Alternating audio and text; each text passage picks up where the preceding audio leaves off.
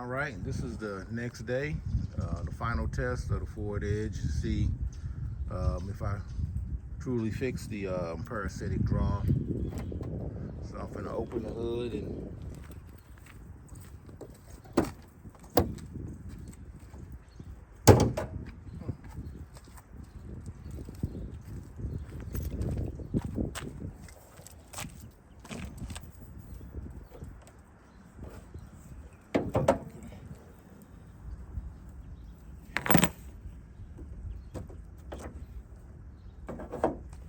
let's see where we at.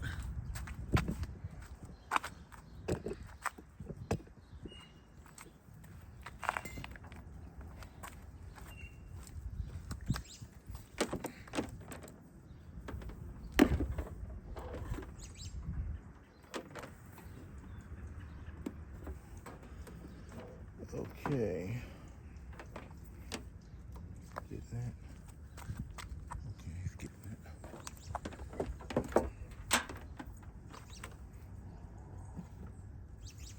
Let's see what this is. Okay. Okay. That's where it was at. Jumping around a little bit.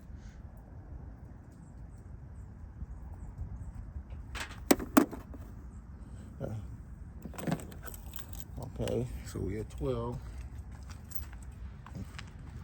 I think it was 12.45. It's kind of jumping around a little bit. Okay. Yeah.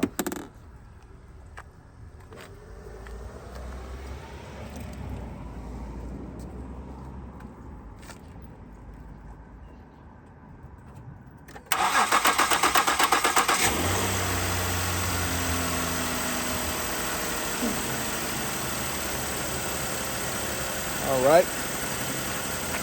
Where we at right now? Nice and strong start.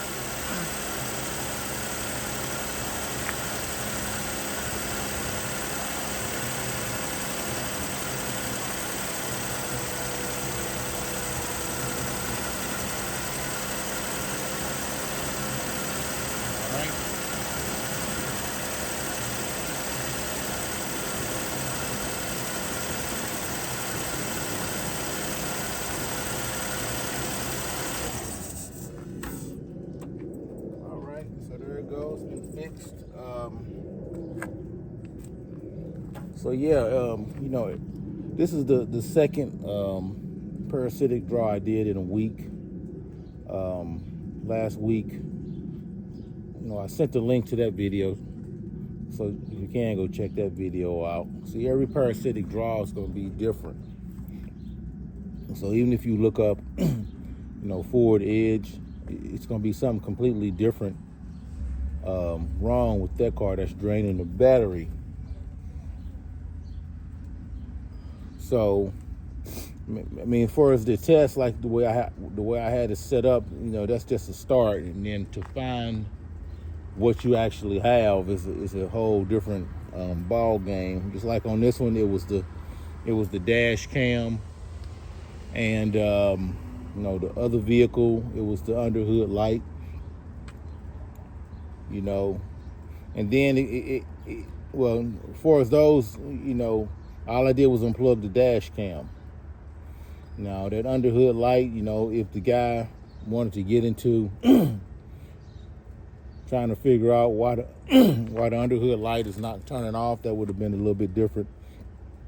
But underhood light is not that important. So like I said, all of them going to be different. I remember some years ago, I seen a video on South Main Auto, Eric O's channel. Well, what was causing the parasitic draw was the rear wiper motor was draining the battery. And I remember some years ago I did a Lincoln MKZ, and what was draining the battery was the radio. So I just pulled a fuse for the radio, and the guy, he didn't have a radio. So yeah, Just all of them are different. So it ain't no just, you're gonna find a video and that's gonna be whatever that person did for that car, gonna mean that's gonna be what's wrong with the vehicle you're working on. So just kind of keep that in mind, because I went online because I was getting a little frustrated, but anybody say the dash cam could be draining the battery.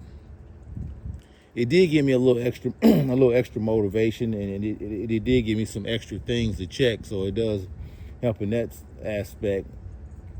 But it ended up being the dash cam. I went all under this hood with the thermal gun, looking and seeing if anything's giving off a heat signal. And I went inside and I seen the little red light. Let me get it right here.